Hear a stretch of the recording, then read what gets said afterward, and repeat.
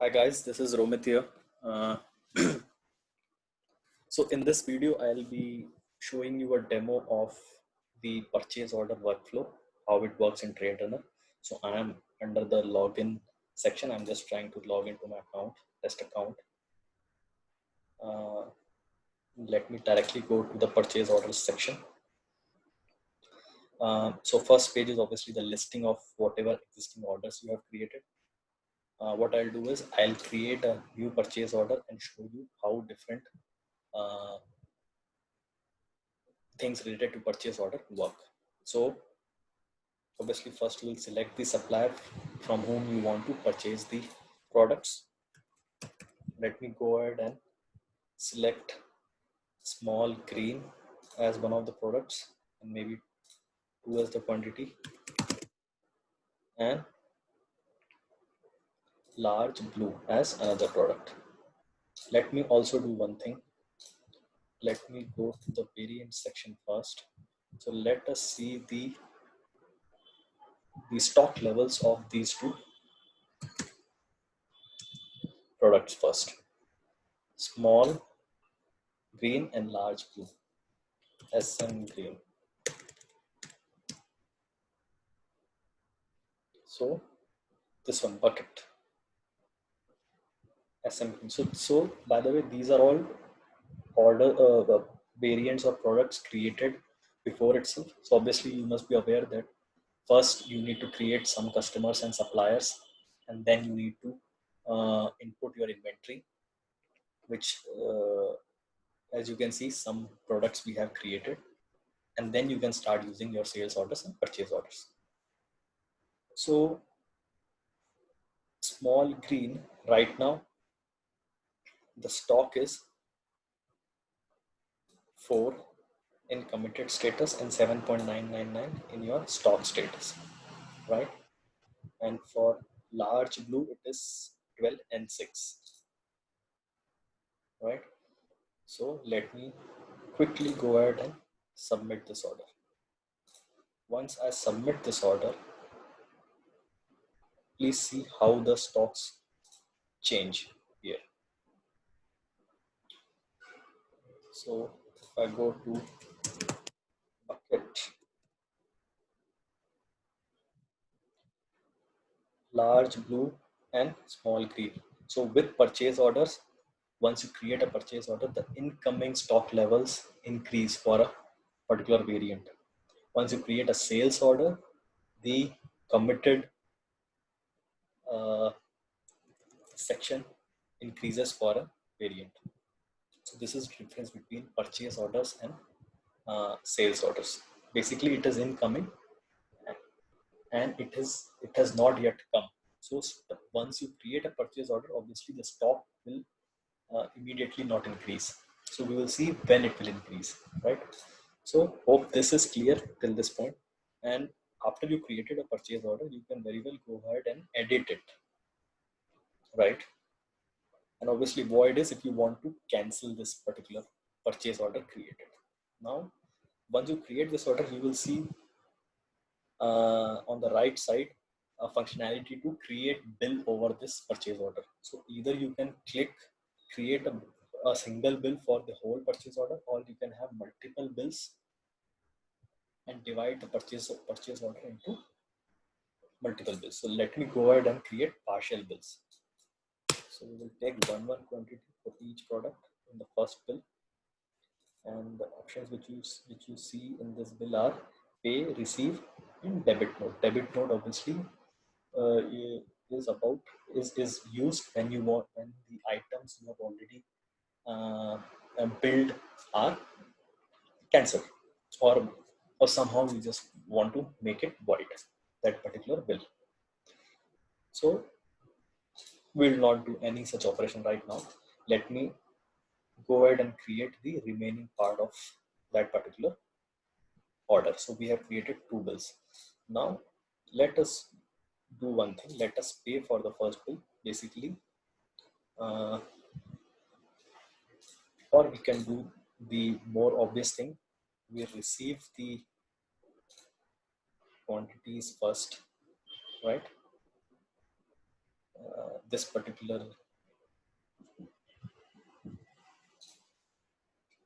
Okay. So we have received the quantities or the products for bill number 5, and now we are paying for that bill, right, to our supplier. For that, we want to create an entry in our system so that all the transactions are put into place. Once you pay,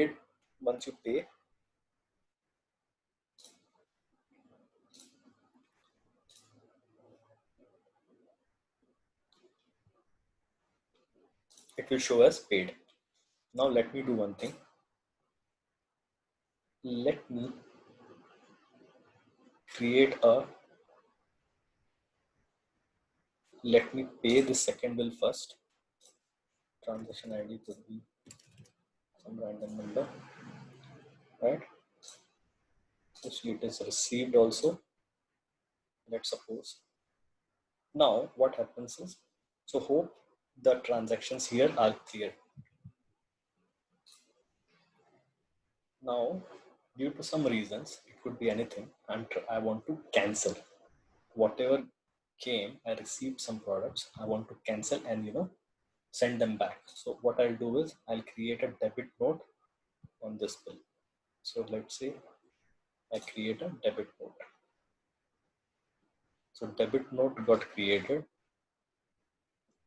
right? As you can see here, once debit notes are created on an order, it lists here on the right hand side like this,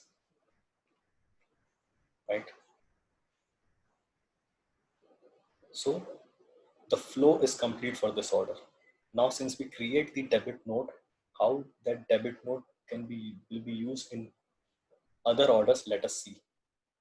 So please see the customer is Larson and Hurley here. Let me go to purchase orders and I'll create a new purchase order. Anyway, we have one supplier only. Also, before we go to purchase order, let me refresh this variant. Let us now see what has happened to those two products. Small blue and small green and large blue. So as you can see,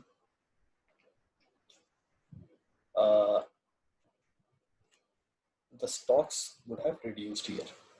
Okay.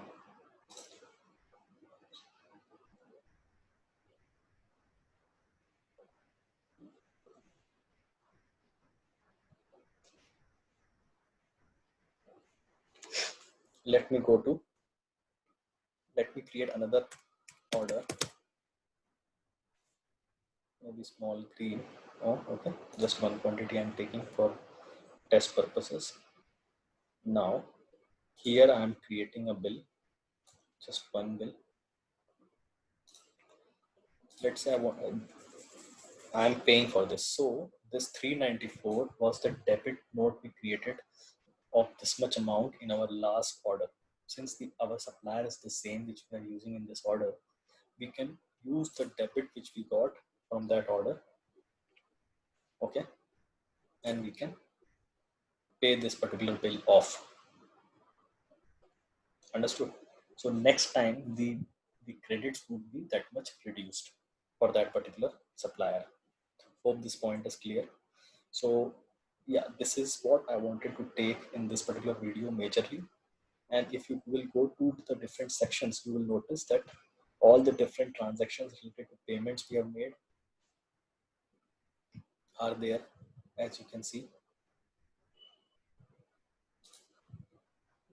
This is the debit used for that payment.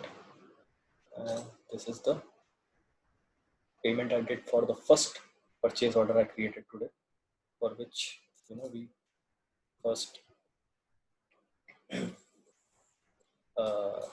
for which this much amount was paid.